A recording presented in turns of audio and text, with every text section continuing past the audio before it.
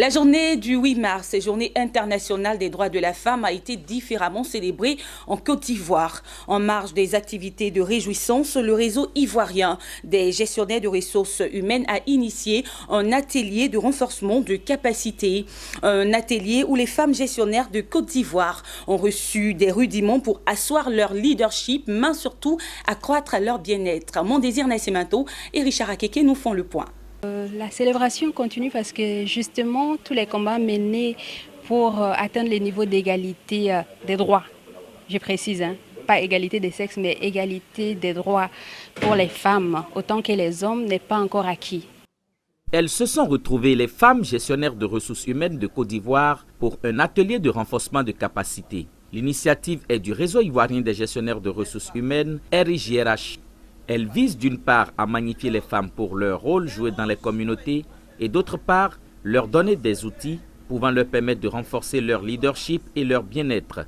Nous avons voulu en cette journée du 10 mars organiser un événement pour coller à l'actualité où on célèbre les droits des femmes.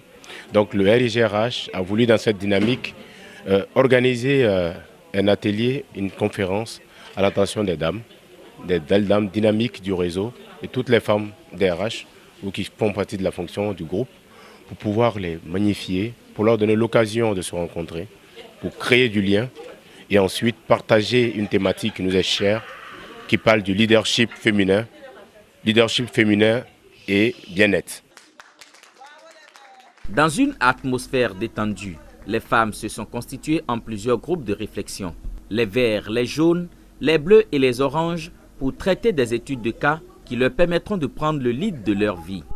Il était possible d'être des femmes leaders tout en gardant nos valeurs féminines qui sont entre autres la patience, l'empathie, le fait de prendre soin des autres.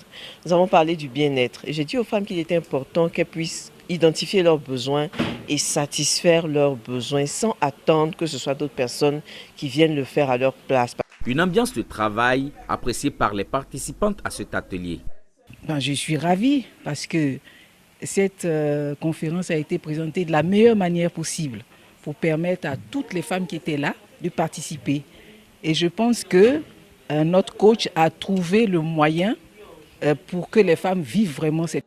Les facteurs bloquants, une fois de plus abordés au cours de cet atelier, permettront à ces femmes du RIGRH de mieux asseoir leur leadership et d'accroître leur bien-être. Fort de ces 500 experts en RH, le RIGRH, Réseau ivoirien des gestionnaires de ressources humaines, se veut le plus grand réseau de professionnels en ressources humaines en Côte d'Ivoire. Voilà, c'est la fin de notre journal. Merci de l'avoir suivi et portez-vous bien. Au revoir.